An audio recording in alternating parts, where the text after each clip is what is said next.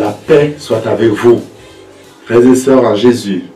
Nous sommes rendus au 16e dimanche du temps ordinaire en ce 22 juillet. Nous sommes pour la majeure partie d'entre nous en congé, mais nous ne sommes pas en congé avec le Christ.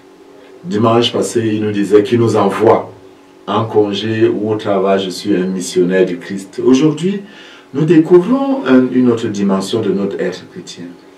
C'est de la sollicitude de Jésus. N'est-ce pas? La sollicitude de Jésus qui sait, n'est-ce pas, être favorable à ses fidèles. Comment nous le découvrons? Nous le découvrons, n'est-ce pas, dans tous les textes de la première lecture, notamment, et de l'évangile de Jésus qui est pasteur. L'ancienne ouverture dit ceci. Voici que le Seigneur vient m'aider, Dieu mon appui entre tous. Nous découvrons dans Jésus, notre Seigneur, qui vient nous aider à tout moment, qui ne nous abandonne pas, qui ne nous lâche pas dans tout ce que nous faisons.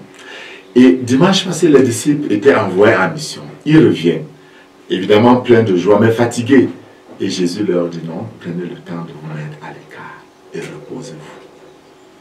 Voilà la sollicitude du Seigneur qui sait que notre corps a besoin de repos. Notre corps a besoin aussi, autant que l'âme bien évidemment, d'être nourri, d'être renforcé. Il propose donc ce repos. Mais le pasteur doit avoir un cœur de pasteur qui est décrit dans ces textes. D'où ce que Jésus fait, ce que Jésus fait et dit vient d'où? Écoutez très bien. Quand ils arrivent, il y a une foule immense qui, ayant eu l'intuition là où les disciples allaient, les précèdent. Et quand ils arrivent de l'autre côté du lac, ils trouvent une grande foule.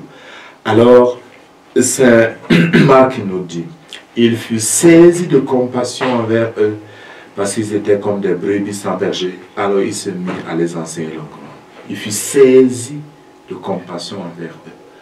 On n'est pas pasteur sans cette capacité d'être saisi par le besoin de l'autre, par la misère, par la soif, par la faim. Alors Jésus est ce pasteur qui a la correspondance de ce que Jérémie décrit, n'est-ce pas, dans son livre au chapitre 23.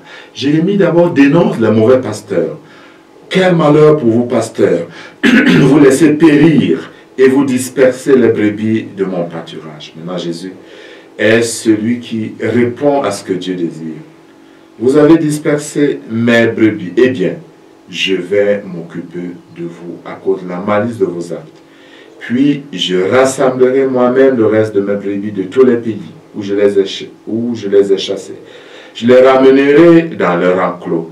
Elles seront fécondes et se multiplieront. Je susciterai pour elles des pasteurs qui les conduiront. Elles ne seront plus apeurées ni effrayées, et aucune ne sera perdue, oracle du Seigneur. Voici venir les jours où je susciterai pour David un germe juste. Voilà le germe juste qu'est Jésus. C'est lui qui sait s'occuper de nous. Jésus est le bon pasteur qui nous conduit où? Il ne nous envoie pas.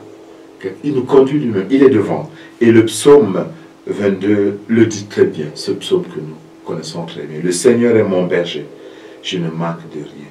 Qu'est-ce qu'il fait? Sur des prés d'herbes fraîches, il me fait reposer. Il me mène vers les eaux tranquilles et me fait revivre. Si je traverse les ravins de la mort, je ne crains aucun mal, car tu es avec moi, ton bâton me guide et me rassure. Je suis toujours émerveillé de la sollicitude de Dieu, qui sait quand nous traversons les eaux qui ne sont pas tranquilles, qui sait quand nous sommes à côté des ravins de la mort et qui sait nous protéger. Mais il ne se limite pas à ça. Le psalmiste continue en disant qu'il prépare une table. Tu prépares la table pour moi devant mes ennemis. Tu répands le parfum sur ma tête. Ma coupe est débordante.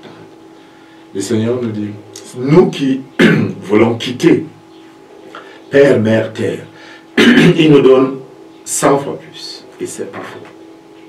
Je vois comment le Seigneur manifeste sa sollicitude envers ma personne. En se préoccupant quelquefois d'un moyen de locomotion, de ce que je veux manger, des besoins du diocèse, parfois avec une surprise qui me déconcerte quelquefois.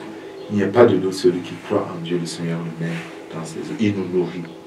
Le Seigneur nous nourrit de sa parole. Il nous nourrit de sa parole. Il nous nourrit du pain eucharistique. Il sait prendre soin de nous. Un enfant me disait, mon Seigneur, la foi, c'est que je peux fermer les yeux et tomber en arrière en sachant que Dieu ne peut pas me laisser tomber. Oui, c'est ça que nous découvrons aujourd'hui en Jésus, pasteur de son peuple qui nous guide. Faisons-lui confiance, frères et sœurs. Faisons confiance en Jésus. Il nous mène sûrement vers les eaux tranquilles. Et là, nous aurons toujours à tout moment la surabondance de sa bénédiction. Que le pasteur éternel nous bénisse en ce saint jour, au nom du Père et du Fils et du Saint-Esprit. Amen.